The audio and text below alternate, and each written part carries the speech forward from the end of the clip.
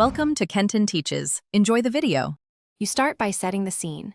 Close windows, turn off fans, and place a directional mic about 6 to 12 inches from your mouth. Once done, record a 2 5-second noise-only sample at the same gain so the algorithm learns the background signature. Then import the lossless file into your DAW or editor. You do this because a precise noise profile lets reduction tools remove only unwanted content while preserving voice timbre. Now move to processing.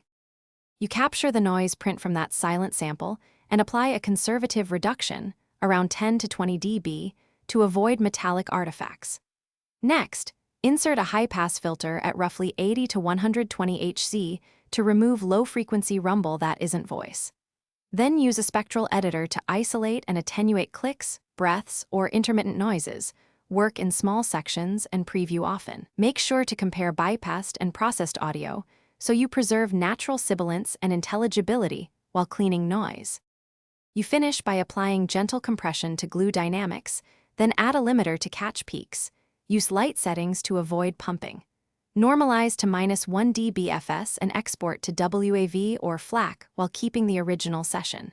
If you hear warbling or underwater artifacts, undo and lower the noise reduction amount, or switch to manual spectral repair on problem zones.